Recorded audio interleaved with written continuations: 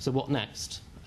We have the investment strategy from the Environment Agency, which sets out very clearly that investment in the long term will need to rise. And of course, I think, as Chair said earlier, we agree in the long term that, of course, investment will need to rise. It's a no-brainer.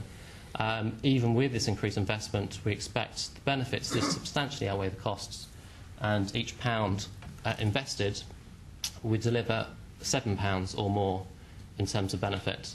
So in terms of a simple business case for flood risk management, you have there on the plate £7 for every pound invested. So in the long term, of course, we need to do more.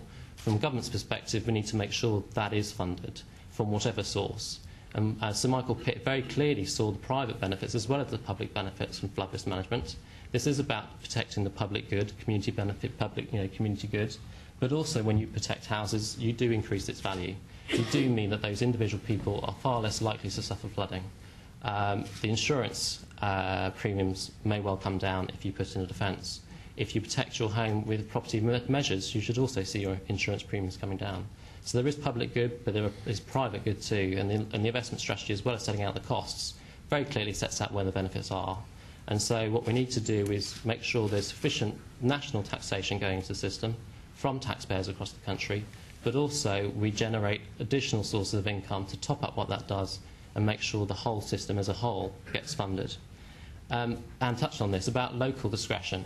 As I said, I showed earlier that a lot of the funding at the moment is set out based on national priorities. We want to make sure those national priorities continue to be funded, that the taxpayer continues to get a good return on its investment, but also that local areas, in return for more local contributions, have greater discretion in what actually gets done. So again, leveraging government investment, growing the pot of funding available to everybody, to the Environment Agency, to local authorities and anybody else that wants to take on this role, so that again more can be done and a greater sharing of costs and benefits between the people who are at risk from flooding. And as we said in the Pitt response, we pointed very clearly to counties and unitaries thinking about that, looking at what the national taxpayer can afford, what the Environment Agency plans to do, and then deciding, is that enough? Does that do everything we want to do over the next few years? And if not, how much more do we need? Can we justify it? How are we going to pay for it? Two minutes. 2 minutes, okay. The third part of the funding strategy, and all of this was actually set out in the bill, so essentially none of this is actually new, but it was buried so far down on page, and you may not have noticed it.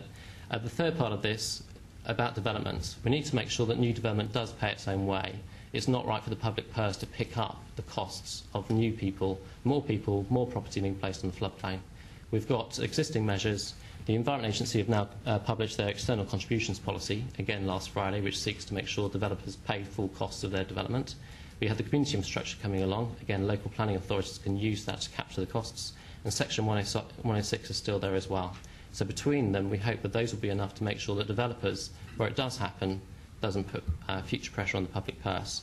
And that's important because the long-term investment strategy numbers assume that that happens, that developers don't add to the problem.